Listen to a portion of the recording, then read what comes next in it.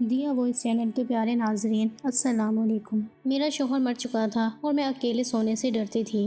میں نے اپنے 12 سالہ دیور کو اپنے ساتھ سلانا شروع کیا۔ ایک رات میں نے دیور کو آزمانے کا سوچا، لیکن وہاں ہاتھ لگاتے لگاتے میری آنکھیں پھٹی کی پھٹی رہ گئیں، کیونکہ دیور تو میری شادی والے دن میرا 12 سال کا دیور بہت خوش تھا۔ میں نے ہمیشہ اسے اپنا چھوٹا بھائی سمجھا تھا اور وہ بھی مجھے بھابھی ماں کہہ کر پکارتا تھا۔ شوہر کے موت ہونے سے کچھ دن بعد مجھے اکیلے سونے میں ڈر لگتا تو میں اپنے دیور کو اپنے ساتھ بیڈ پر سلانے لگی۔ سردیوں کی راتیں تھیں اور ایک بستر میں مجھے دیور کے ساتھ سونا بہت عجیب سا لگتا تھا۔ دیور مجھ سے کافی چھوٹا تھا، وہ 12 سال کی عمر میں بھی 20 سال کا جوان لڑکا لگتا تھا۔ شوہر کے مرنے کے بعد میں نے بہت مشکل سے ہی گزارا کیا تھا، لیکن کب تک میں اس طرح گزارا کرتی۔ اس رات سوچا کہ ایک بار دیور کو آزما کر دیکھتی ہوں۔ آدھی رات ہوئی تو دیور کو ہلا کر دیکھا تو وہ گہری نیند میں تھا، لیکن وہاں ہاتھ لگاتے ہی میری آنکھیں حیرت سے پھٹی کی پھٹی رہ گئیں۔ 5 دن پہلے ہی میرا شوہر اس دنیا سے چلا گیا تھا۔ میرے گھر میں میری ساس اور سسر اور نند نہیں تھیں۔ میرے شوہر کا دنیا میں اپنے چھوٹے بھائی کے علاوہ اور کوئی نہیں تھا۔ حسنین کی عمر 12 سال کی تھی، وہ مجھ سے چھوٹا تھا۔ زندگی میں نے کبھی اسے چھوٹے بھائی سے زیادہ کچھ نہیں سمجھا تھا۔ میرا دیور 12 سال کا تھا، میں نے ہمیشہ اسے ہی بچوں کی طرح سمجھا تھا۔ جب میری شادی ہوئی تھی تو وہ میری شادی والے دن ہی بہت خوش تھا، کہتا تھا کہ مجھے نئی ماں مل گئی ہے۔ لیکن میری ماں مجھے یہی سمجھاتی رہتی تھی، بیٹا تمہارا دیور تمہاری ذمہ داری نہیں ہے، اس سے فاصلے پر رہنا، تھوڑے عرصے کے بعد وہ بڑا ہو جائے گا، پھر اس کا اور تمہارا پردہ لازم ہوگا، اس لیے تم ابھی بھی اس سے عادت ڈالو کہ وہ تمہارے کمرے میں بنا روک ٹوک کے نہ آیا کرے۔ میں نے بہت بار دیکھا ہے کہ تمہارا دیور بلا وجہ منہ اٹھائے تمہارے کمرے میں آتا جاتا ہے۔ بیٹی تمہیں ایسا نہیں کرنا چاہیے، تم ایک شادی شدہ لڑکی ہو، تمہیں اپنے شوہر کی بھی پرواہ کرنی چاہیے اور اپنے گھر والوں کی بھی۔ میں اپنی ماں کی باتیں سنتی تو مجھے ایسا لگتا حسنین کے بارے میں میری ماں بہت برا سوچتی ہے، اس لیے میں ان کی باتوں پر دھیان نہ دیتی تھی۔ لیکن جب آج میں بے سہارا ہو گئی، میرا شوہر اس دنیا سے چلا گیا تھا تو میری آنکھوں میں آنسو بہہ رہے تھے۔ میں سوچ بھی نہیں سکتی تھی کہ وہ مجھے اپنے 12 سال کے بھائی کے اوپر چھوڑ کر اس دنیا سے چلا جائے گا۔ میری زندگی مشکل میں پڑ گئی تھی، رو رو کر میرا برا حال تھا۔ رات کے 1 بج گئے تھے، میرا دیور حسنین ابھی تک گھر نہیں آیا تھا، وہ شاید اپنے بھائی کے رشتہ داروں کے ساتھ مصروف تھا۔ میرا دل مطمئن اس حوالے سے تھا کہ چلو وہ گھر نہیں آتا تو زیادہ اچھی بات ہے، کیونکہ اگر وہ گھر آ گیا تو مجھے بھی عجیب محسوس ہوگا۔ مجھے رہ رہ کر اپنی ماں کی باتیں یاد آ رہی تھیں، لیکن اس لمحے گھر کے دروازے پر دستک ہوئی، میرا دل اچھل کر حلق میں آ گیا۔ میں نے سوچا کہ پتہ نہیں کون ہوگا، مگر باہر سے آواز آئی، بھابھی دروازہ کھولے، میں ہوں۔ میں نے ڈرتے ڈرتے ہی دروازہ کھولا تھا۔ آج تو مجھے یہ گھر جنگل جیسے معلوم ہو رہا تھا۔ حسنین مجھے چھوٹا سا بھیڑیا لگ رہا تھا، پتہ نہیں کیوں میں اس کے بارے میں اتنا برا سوچنے لگی تھی۔ بھابھی آپ نے کھانا کھایا؟ اس نے مجھ سے معصومیت سے پوچھا، نظریں جھکی ہوئی تھیں اور ساتھ ہی ہاتھ میں ایک تھیلی رکھی ہوئی تھی۔ تھیلی میں قورمہ اور نان تھے، قورمہ نان ہوٹل والے لگتے تھے۔ اس نے ایک پلیٹ میں وہ ڈالے اور میرے سامنے لا کر رکھ دیے۔ بھابھی مجھے بنانا نہیں آتا، میں آپ کے لیے باہر سے لے کر آیا ہوں، آپ کھا لیں ورنہ یوں ہی بھوکی مر جائیں گی۔ میں اپنے بھائی کے بعد اپنی ماں کو نہیں کھونا چاہتا۔ حسنین کی آنکھوں میں بھی آنسو تھے، کہنے کو تو وہ مجھے ماں ہی کہہ رہا تھا، مگر پھر بھی ماں کی باتیں میرے ذہن سے نہیں نکل رہی تھیں۔ بھابھی آپ کو فکر کرنے کی ضرورت نہیں ہے، میں آپ کا سہارا بنوں گا، آپ اس گھر سے کبھی مت جانا۔ وہ بڑی جذباتی باتیں کر رہا تھا، لیکن میرے ذہن میں بہت سارے سوال گھوم رہے تھے۔ پھر اس نے عجیب بات بولی، بھابھی آپ اس کمرے میں رہیں، دوسرا کمرہ چھت کے قریب ہے، مجھے ایسا لگتا ہے کہ آپ کو چھت والے کمرے کے پاس نہیں ہونا چاہیے، اور اب تو سب لوگوں کو پتا ہے کہ ہمارے گھر میں بھائی کی موت ہو گئی ہے، تو کوئی بھی بری نیت سے ہمارے گھر آ سکتا ہے۔ میں حیران تھی کہ حسنین اتنی چھوٹی سی عمر میں ایسی باتیں کیوں کر رہا ہے، کیا اسے کسی نے کچھ کہا ہے؟ مگر جو باتیں اس نے کی تھی مجھے ٹھیک ہی لگی تھی۔ میں اس کے کمرے میں چلی گئی۔ حسنین کا کمرہ دوسری طرف تھا، جبکہ میں اور میرا شوہر چھت کے قریب والے کمرے میں رہتے تھے۔ مجھے بہت عجیب لگ رہا تھا، آج پہلی بار میں اپنے کمرے کے علاوہ دوسرے کمرے میں آئی تھی، مگر جو کچھ میں نے اپنے دیور کے کمرے میں دیکھا، میری تو آنکھیں پھٹی کی پھٹی رہ گئی تھیں۔ کمرے کا دروازہ بند کرتے ہی میری نظر ایسی چیز پر پڑی تھی جس نے میرے ہوش اڑا دیے تھے۔ ویسے تو وہ 12 سال کا بچہ ہی لگتا تھا، لیکن میری ماں کی بات صحیح تھی، حسنین جو کچھ کر رہا تھا وہ ایک سمجھدار آدمی ہی کر سکتا ہے۔ حسنین کے کمرے میں اپنا زیور دیکھ کر میرا دل کھول اٹھا تھا۔ میں نے تو اسے کہیں جگہ پر کہیں تالوں میں چھپا رکھا تھا، مگر یہ سب کچھ حسنین کے ہاتھ کیسے لگ گیا؟ بات بڑی عجیب سی تھی۔ میں دل میں سوچنے لگی کہ میں صبح ہوتے ہی اس سے اس بات کا سوال کروں گی، مگر اس وقت مجھے سخت نیند آ رہی تھی۔ میں نے دروازے کو اندر سے کنڈی لگا کر اچھی طرح لاک کر لیا اور پھر سونے کی تیاری کرنے لگی۔ پتہ نہیں کیوں مجھے بہت نیند آ رہی تھی، حالانکہ یہ 2 گھنٹے پہلے مجھے زیادہ نیند نہیں آ رہی تھی، پر آج مجھے لگ رہا تھا جیسے حسنین کے لائے ہوئے قورمہ کھا کر میری آنکھوں پر غنودگی طاری ہو رہی تھی۔ دل میں سوچا کہ کہیں کھانا کھانے سے مجھے نیند تو نہیں آ رہی، مگر اتنا تو مجھے موقع ہی نہیں ملا۔ جب میری آنکھ کھلی تو صبح کے 9 بج رہے تھے۔ میں حیران ہو رہی تھی کہ آج مجھے اتنی نیند کیسے آ گئی، حالانکہ کچھ دن سے بالکل نیند نہیں آ رہی تھی، لیکن آج کھانا کھانے کے بعد میری آنکھیں ایسی بند ہوئیں جیسے کسی کو شراب پلا دی گئی ہو۔ میں حیران ہو رہی تھی، ایسا ہونا تو نہیں چاہیے تھا۔ میرے دل میں بار بار ایک ہی خیال آ رہا تھا، کہیں حسنین کے لائے ہوئے کھانے کو کھا کر میں بے ہوش تو نہیں ہو گئی۔ لیکن حسنین ایسا کیوں کرتا، میں نے دل میں سوچا۔ آنکھیں ملتی ہوئی میں باہر آئی تو سامنے حسنین کچن میں چائے بنا رہا تھا۔ اسے دیکھ کر بہت برا لگ رہا تھا۔ بھابی آپ سو گئی تھیں، آپ کو بہت اچھی نیند آئی نا، اس نے میری طرف پکارتے ہوئے دیکھ کر کہا تھا۔ میں نے اسے پھیکے لہجے میں یہی کہا، ہاں آج مجھے بہت زیادہ نیند آئی ہے۔ کیوں نہیں آتی بھابی، میں نے آپ کے کھانے میں نیند والی گولی ملا کے دی تھی۔ میں نے اپنے دوست کو بتایا تھا کہ میری بھابی کو نیند نہیں آتی۔ اس نے مجھے کہا تم انہیں کھانے میں نیند کی گولیاں ملا دیا کرو، اس سے وہ آرام سے سو جائیں گی۔ میں حیران ہو گئی تھی کہ حسنین اتنی گھٹیا حرکت کیسے کر سکتا ہے۔ حسنین تم ایسا سوچ بھی کیسے سکتے ہو، تم اپنی بھابی کو بے ہوش کرنا چاہتے تھے۔ نہیں نہیں بھابی، میں تو آپ کو اچھی نیند دینا چاہتا تھا۔ اب آپ اچھی خاصی تر و تازہ لگ رہی ہیں، یہ لے چائے پیئے۔ اس نے چائے میرے سامنے رکھی تو میں شک میں پڑ گئی، تم نے اس میں بھی کچھ ملایا تو نہیں ہے؟ اللہ کی قسم بھابی، وہ تو میں نے آپ کی نیند کے لیے، آپ کے سکون کے لیے گولیاں ملائی تھیں۔ آپ کہتی ہیں یہ چائے میں آپ کے سامنے خود پی لیتا ہوں، بلکہ ہم آدھی آدھی پی لیتے ہیں۔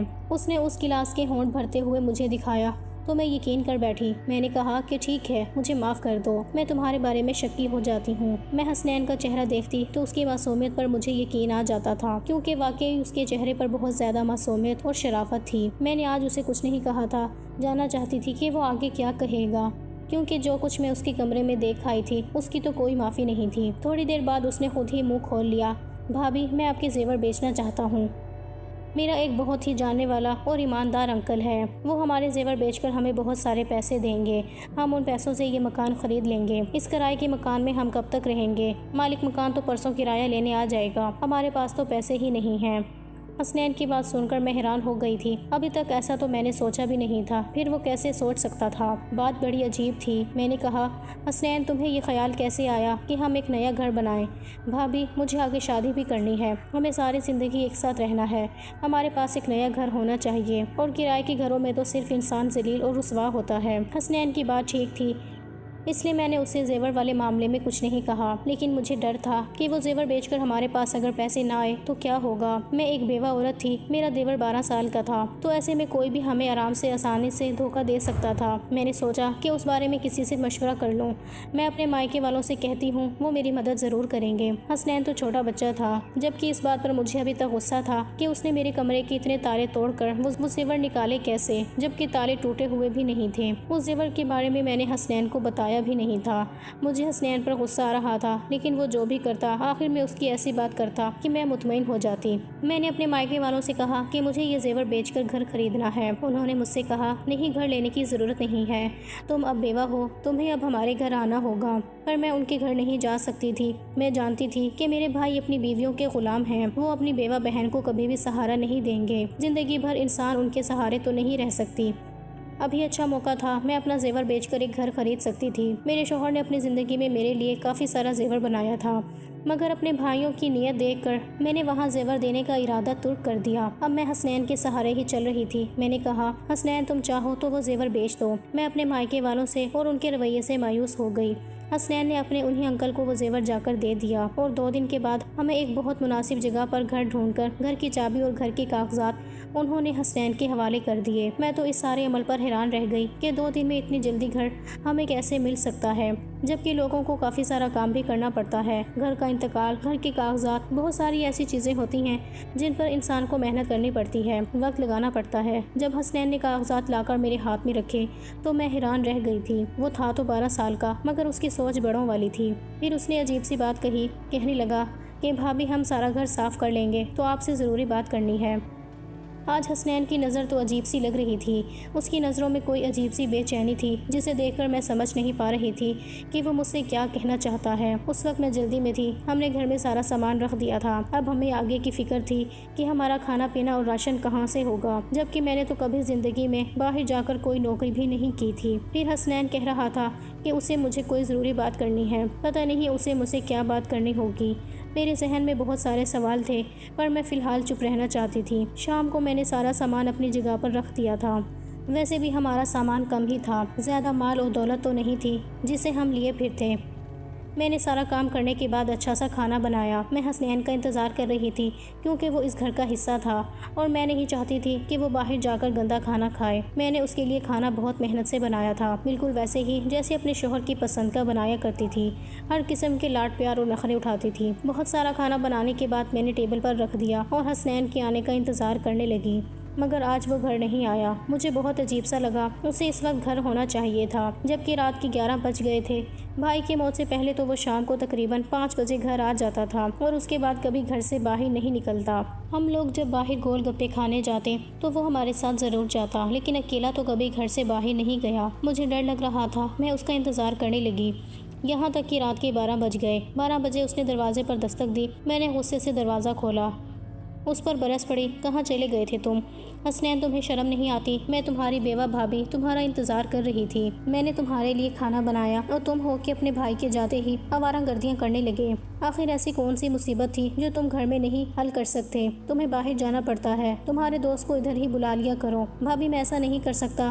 اس سے نظر اٹھا کر مجھے ایسے غصے سے دیکھا کہ میں ڈر گئی تھی، مگر وہ تو ایک بچہ ہی تھا۔ میں نے دل میں سوچا، میں اسے ڈرا دھمکا تو سکتی ہوں۔ میں یہی خیال کر کے اس سے بات کر رہی تھی کہ وہ مجھ پر چلا اٹھا، بھابھی بس کر دیں، مجھے اب آپ کی کوئی بات نہیں سننی، اور جو آپ نے کھانا پکایا ہے وہ آپ خود کھا لیں۔ یہ کہہ کر وہ اپنے کمرے کی طرف چلا گیا۔ اس وقت وہ کسی 30 سال کے مرد کی طرح غصہ کر رہا تھا۔ مجھے اس پر بہت افسوس ہو رہا تھا۔ وہ غصے میں تھا، کوئی بات اس کے پیچھے ضرور ہوگی۔ میں نے یہی سوچ کر اس کے کمرے میں جا کر دستک دی۔ اس نے دروازہ کھولا، مجھے عجیب سی نظروں سے دیکھ کر بولا، ایک بات کہوں بھابھی، آپ مجھ سے شادی کر لیں ورنہ آپ کافر ہو جائیں گی۔ اس کی بات سن کر میری آنکھیں پھٹی کی پھٹی رہ گئی تھیں۔ تم ایسا سوچ بھی کیسے سکتے ہو کہ میں تم سے شادی کروں گی؟ کہاں گیا تمہارا ماں والا پیار؟ تم تو مجھے صبح شام ماں کہتے ہو۔ اب کیا ہو گیا؟ کس نے تمہارا دماغ خراب کر دیا ہے؟ اتنی گھٹیا بات تم نے اپنے ذہن میں سوچی بھی کیسے اور پھر منہ سے کیسے نکالی؟ میں غصے سے آگ بگولا ہو رہی تھی۔ وہ بالکل اسی طرح بنا کسی شرمندگی کے میرے سامنے ہاتھ باندھے کھڑا مجھے ٹک ٹک کی نظروں سے دیکھ رہا تھا۔ مجھے اس کی نظروں سے ڈر لگنے لگا تھا۔ ایک دم بولتے بولتے چپ ہو گئی، وہیں سے واپس مڑی اور اپنے کمرے میں آ کر بیٹھ گئی۔ میں نے کمرے کا دروازہ اچھی طرح سے بند کر لیا تھا۔ میرا دل زور سے دھڑک رہا تھا۔ میں سوچ بھی نہیں سکتی تھی کہ حسنین ایسا نکلے گا اور اس قسم کی باتیں مجھ سے کرے گا۔ میں نے تو اسے ہمیشہ اپنے بچوں کی طرح سمجھا تھا۔ ابھی میری اولاد پیدا نہیں ہوئی تھی، لیکن پھر بھی حسنین کے بارے میں میرے شوہر نے بھی مجھے یہی کہا تھا کہ تمہیں ہمیشہ اسے اپنی اولاد کی طرح سمجھ کر پالنا ہے۔ اس کی ماں نہیں ہے، باپ نہیں ہے، اب تم ہی اس کا سب کچھ ہو۔ حسنین کی ان باتوں سے مجھے بہت تکلیف ہوئی تھی۔ میں نے سوچا تھا کہ آج کے بعد میں حسنین سے کوئی بات نہیں کروں گی۔ قانوناً یہ گھر میرے نام تھا، میں اس گھر میں خود اکیلی بھی رہ سکتی ہوں، پر حسنین نے دوبارہ ایسی حرکت کی تو میں اسے گھر سے ضرور نکال دوں گی۔ یہ گھر تو میرے شوہر کے پیسوں کا تھا اور میرے نام پر تھا، لیکن حسنین اس میں رہنے کا حق نہیں رکھتا تھا۔ اگر وہ اپنی بھابھی کو عزت نہیں دے سکتا جو اسے دینی چاہیے تھی۔ میری خاموشی غصے میں بدل گئی تھی۔ صبح اٹھتے ہی میں نے حسنین کے کمرے کا دروازہ زور زور سے پیٹنا شروع کر دیا۔ پھر مجھے احساس ہوا کہ اس کے کمرے کا دروازہ تو اندر سے بند نہیں تھا۔ میں نے جب باہر سے دروازہ کھولا تو آگے سے کمرہ خالی تھا، کمرے میں کچھ بھی نہیں تھا۔ حسنین کہاں گیا؟ میں دل میں سوچنے لگی۔ میرا دل غصے سے پاگل ہو رہا تھا۔ میں نے باہر والے دروازے پر نظر ڈالی تو دروازہ باہر سے بند تھا۔ اس کا مطلب حسنین مجھے گھر میں قید کر گیا ہے۔ میں نے دل میں سوچا تو مجھے اس سے نفرت ہونے لگی۔ اتنا سا ہے، عمر بھی 12 سال ہے اور حرکتیں دیکھو۔ میں نے یہی سوچ کر اپنے مائکے جانے کا فیصلہ کر لیا، لیکن پھر یاد آیا کہ میں تو عدت میں ہوں، یوں بار بار گھر سے نکلنا اچھی بات نہیں ہے۔ بس یہی سوچ کر میں بے بس ہو کر بیٹھ گئی تھی۔ شوہر کی موت کو 3 مہینے ہو چکے تھے۔ ان 3 مہینوں میں حسنین کتنا بدل گیا تھا۔ میں دل میں سوچنے لگی، خدا مجھے اولاد دیتا تو اس وقت حسنین کے سہارے نہ ہوتی، مگر اب میں اسے کیا کہوں؟ میرا تو اسے کوئی رشتہ بھی نہیں۔ جس شخص کی وجہ سے رشتہ تھا وہ تو اس دنیا سے چلا گیا۔ آج میں نے سوچ لیا تھا کہ حسنین آئے گا تو میں اس سے صاف صاف بات کروں گی کہ وہ اس گھر میں نہیں رہ سکتا۔ رات کے تقریباً 9 بجے تھے کہ میرے گھر کے دروازے پر زور زور سے دستک ہونے لگی۔ میں تو یہی سوچ رہی تھی باہر حسنین ہوگا، پر جب میں نے دروازہ کھولا تو سامنے 4 آدمی کھڑے تھے۔ یہ آدمی بہت عجیب غصے میں لگ رہے تھے۔ ان کے چہرے پر داڑیاں تھیں، لگتا تھا جیسے زمین کے ٹھیکیدار ہیں۔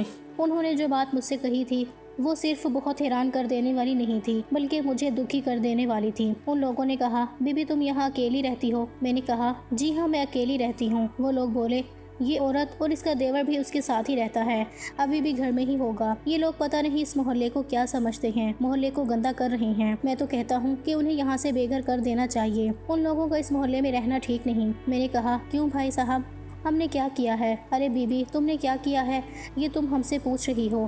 تم اپنے 12 سال کے دیور کے ساتھ اس گھر میں اکیلی رہتی ہو، تمہیں پتا ہے تمہارا شوہر مر گیا ہے، اب تم بیوہ ہو گئی ہو، اپنے ماں باپ کے گھر جاؤ، یہیں رہنا ہے تو شرافت سے رہو، یہاں ہماری بہنیں بیٹیاں رہتی ہیں، ایسے لوگوں کو ہم محلے میں برداشت نہیں کر سکتے۔ ان آدمیوں پر مجھے غصہ تو بہت آیا، مگر میں ان سے الجھنا نہیں چاہتی تھی۔ میں نے ان کے منہ پر ہی گھر کا دروازہ بند کر دیا۔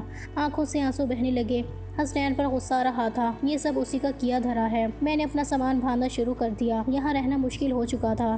میں جانتی تھی کہ حسنین نے ہی میرے بارے میں ایسی باتیں پھیلائی ہوں گی جیسے میں بہت گنہگار عورت ہوں۔ سچ کہتی ہیں، یہ دنیا اکیلی عورت کو کھا جاتی ہے۔ اللہ سب کی عزت کو حفاظت میں رکھے۔